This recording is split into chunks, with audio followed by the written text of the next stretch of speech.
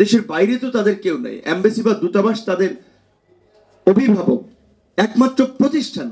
তারা যদি তার নাগরিকদেরকে ওন না করে তাহলে তার যাওয়ার জায়গাটা কোথায়?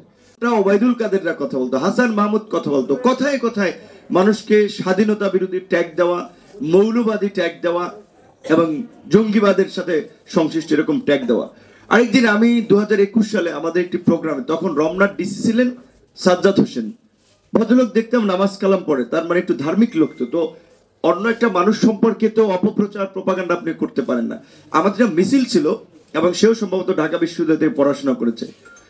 আমি তখন রানিং ডাকসুট ভেবে আমরা মিছিলটা করলাম, সে দেখলাম এসে তার ফোর্স নিয়ে যে এটা কিসের মিছিল, এটা জঙ্গি জামাত শিবির, এদেরকে পিটাও।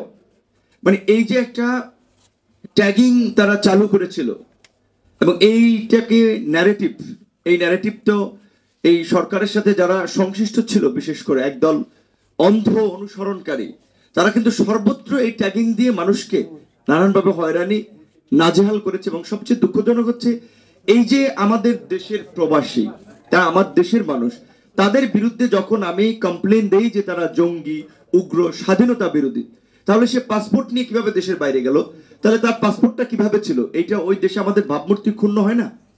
তাহলে এই রকমের দেশের ভাবমূর্তি তো প্রকৃত অর্থে গত 15 বছর এরা ক্ষুণ্ণ করেছে। বিএনপি কিংবা জামাত করার সুবাদে কত মানুষকে নানানভাবে হয়রানি করেছে।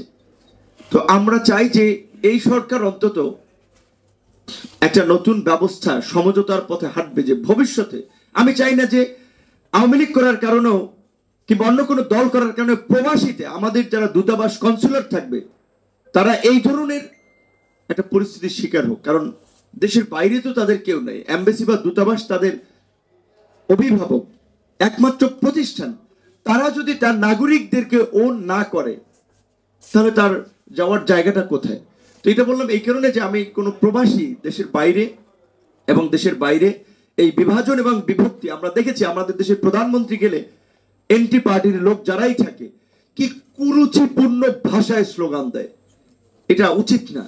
দেশের প্রধানমন্ত্রী, রাষ্ট্রপতি কিংবা এবার আমাদের ডক্টর মোহাম্মদ ইউনূস গেল, তার এমন কোনো মানুষ আছে যে তাকে সম্মান করে না তার কর্মকাণ্ড, ব্যক্তিত্বের কারণে, তার গুণের কারণে আন্তর্জাতিক মহলে সম্মানিত? খুবই দুঃখজনক কিছু লোককে দেখলাম, তার পড়াশোনা, পারিবারিক লেভেল নিয়ে নিশ্চয়ই আমাদের সন্দেহ আছে যে কোনো ভদ্র পরিবারের সন্তানরা, যাদের ভালো শিক্ষা আছে, এই ধরনের মানুষকে ঘুষখোর, যেটা শেখ হাসিনার ন্যারেটিভ ছিল, এবং কি বাজে ভাষায় তারা কথা বলেছিল। তো আমি বলবো প্রথমত বাংলাদেশি হিসেবে দেশের মধ্যে যাই করেন দেশের মধ্যে করেন, মারামারি, কাটাকাটি, আন্দোলন সংগ্রাম দেশে করেন, বাইরে সবাই বাংলাদেশি হিসেবে থাকেন, দেশের প্রশ্নে, দেশের মর্যাদার প্রশ্নে।